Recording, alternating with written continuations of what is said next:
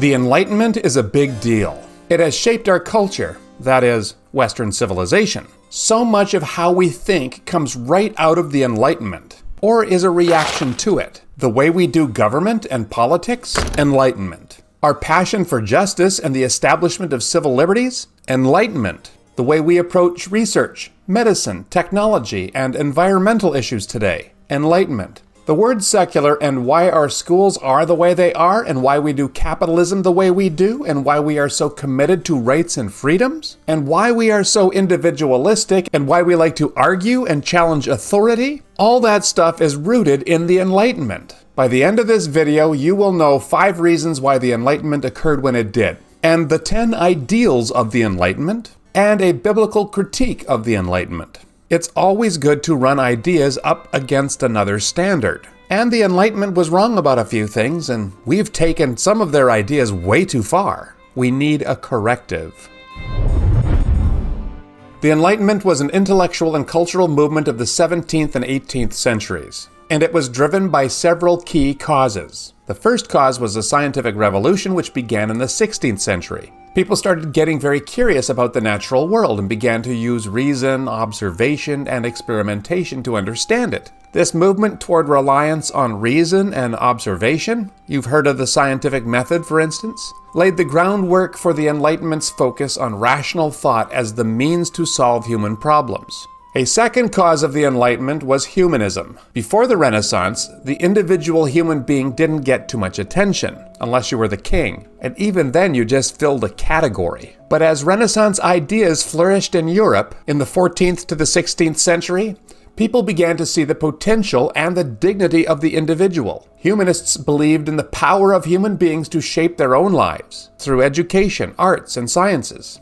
And then there was the 30 Years' War. This European war started off as a religious war between Catholic and Protestant states within the Holy Roman Empire. But it quickly evolved into a broader political struggle for power and territory, and most of the European major powers were involved in it. It resulted in all kinds of destruction and famine and disease. Some people figured that if we would rely on reason and not religion or conquest, then wars wouldn't happen anymore. The fourth cause of the Enlightenment is that people were getting fed up by the abuses of absolute monarchs and the struggles for power among European states that we just mentioned. So there was a lot of talk about political reform, including ideas about democracy, individual rights, and the separation of powers. And lastly, the printing press. It spread ideas, Enlightenment ideas, all across Europe and beyond. These factors combined to create a cultural and intellectual environment ripe for the questioning of traditional authority and exploring new ways of understanding the world. So what are the ideals of the Enlightenment?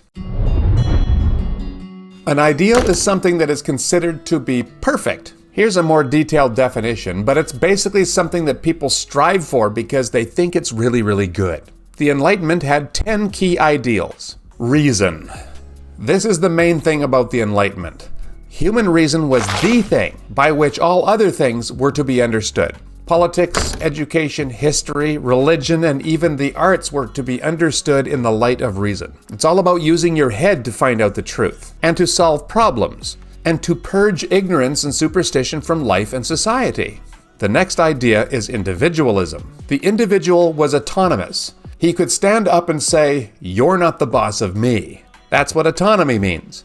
The Enlightenment emphasized the importance of the individual and the rights of the individual over and against the authority of the state or the church. It promoted the idea that people should be free to pursue their own happiness and their own self-interest. Then there's skepticism. Enlightenment thinkers were skeptical of traditional authority, the way people always thought or the way things always had been done. They advocated for questioning and challenging all traditional approaches to all aspects of life. Another really important ideal was freedom, both political and personal. This included freedom of speech, freedom of religion, and the idea that governance should be based on the consent of the governed. You can see the spirit of democracy in that one. Equality.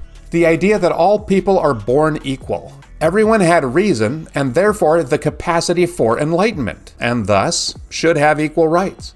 Then we have faith in progress. Enlightenment thinkers believed that with a society built on human reason and reform, it can be expected that things will get better and better. Society will get better, and so will human life. Secularism. Generally, Enlightenment thinkers didn't entirely reject religion, but they preached the separation of religion from public life. They were going for a society in which religious beliefs were held privately, and therefore did not dictate governance or scientific inquiry. Empiricism is the idea that all knowledge is ultimately derived from our senses, that understanding is built on what can be observed, tested, and verified. Empirical evidence and observation became central to knowledge, replacing reliance on religious or superstitious explanations.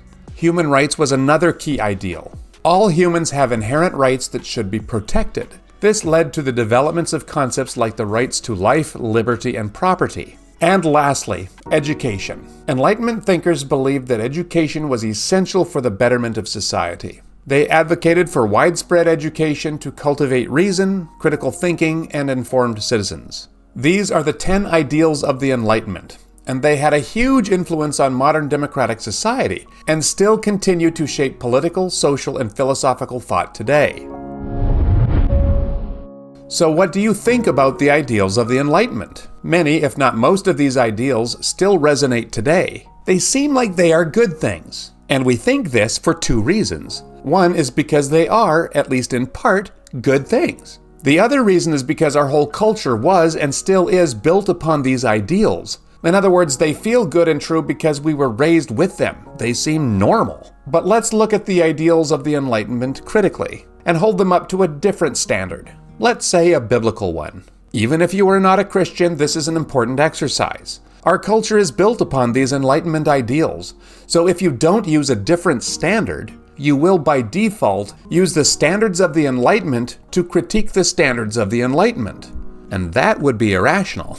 So in general, how does the Enlightenment measure up to what the Bible says is good and true? From a biblical perspective, reason is a good thing. It was created by God along with all the other good things that He made. Trees, chipmunks, the potential for cheese and sushi, sports and literature, sex, freedom, babies, laughter, fertility, etc. All good things. The problem is that in the Enlightenment, they made reason more than a good thing. Reason was raised above everything else and became the ultimate thing.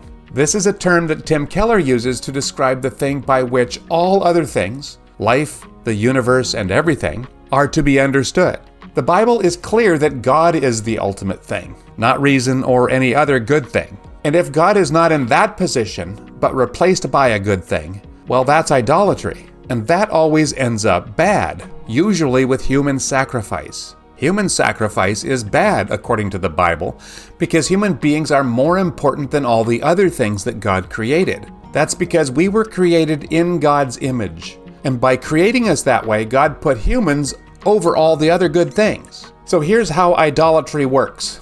You take a good thing and you move it up into the ultimate position and replace God. As soon as we do that, human beings lose their value because it's no longer attached to God because God's not there anymore. So human beings fall down from the position we were made to hold. That's called dehumanization. It used to be a bad thing. Here's an example. When some ancient Canaanite groups made fertility the ultimate thing, it made sense to sacrifice children to the fertility gods, because fertility was more important than everything, even humans. This is the reason that God is so against idolatry in the Bible. It's not His ego, it's that He loves His people, all His people. He hates idolatry for our sake. And another thing, He put us into that higher position to serve creation, not to be served creation on a platter. The Enlightenment made reason the ultimate thing, and human beings were sacrificed to reason throughout the 19th and 20th centuries. Just look for any time in our history where human beings are dehumanized and go back to the root cause. In the last 2 centuries, there is a rational justification or even purpose behind the worst atrocities. Reason is a good thing. The Enlightenment thinkers got that part right, but we got it wrong when we made reason into the ultimate thing. Next critique is about individualism. Yes, human beings are individuals, and one's individuality was suppressed before the Renaissance. There was an imbalance toward the primacy of the group. The family or community were over the individual. With the Renaissance and then the Enlightenment, the pendulum swung the other way. It was a good corrective, but the pendulum kept swinging toward more and more individualism. We've gotten to the point where today it's all about the individual. It's individual rights only. There's very little talk about collective responsibility. That's the biblical critique of individualism. Human beings are created as individuals, but they need others in a deep and meaningful way. We are made to find meaning and identity in God, in the world, in our relationship with others, in communities. Individualism has us looking for those things inside ourselves, and they just aren't there. Several centuries ago, we began to develop a healthy skepticism. But like individualism, we didn't stop. Nowadays, we don't believe anything, not even empirical facts. We accept no authority, we question, and then we question the questions, and then we question the questions of the questions out to infinity, till all we have left is a big deconstructed pile of truth fragments. And even so, the Bible seems to be okay with us questioning things. But there is such a thing as truth. In the New Testament, we find out it's not a fact or a proposition, or anything like that. It's a person. Jesus is the truth. Freedom is a good thing. In the last 100 years or so, we realized that reason wasn't as good a God as we thought. So we started looking for another one. In America, we settled on freedom. Just look around. Individual freedom is the thing by which we judge all other things, even human life. Idols demand human sacrifice, and we've gone to further extremes in recent years. We have been liberated from everything: objective truth, physical reality. We are unconstrained. In our heads anyway, there are no limits to our freedom.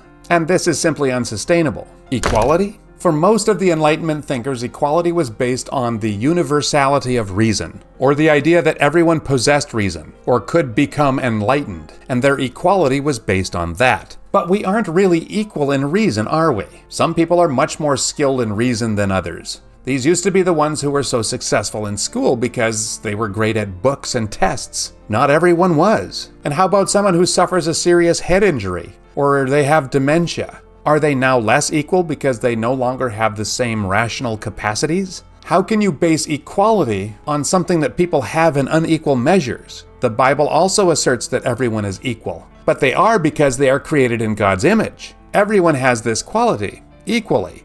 Male, female, gay, straight, race doesn't matter, nor age. The unborn have it, and even a human being that's in a coma is of immense value, like every other human being is. The critique here is that our equality is not based on reason, but on the one whose image we bear. Faith in progress? Actually, I've already talked about faith in progress in another video. Look for the link in the description for that critique. Secular society says that we have to separate religion from public life. One's public life includes activities and interactions and roles that are visible to society, such as work, community involvement, social media presence, and participation in public events. Religion belongs at home, or in the temple, or church, or synagogue. The problem is you can't do this. Wherever you go, your faith goes with you. You will continue to act and think and speak out of your beliefs. Human beings are whole entities. We are a combination of thoughts and bodies, and emotions and beliefs. Non-religious people can't leave any of their parts at home either.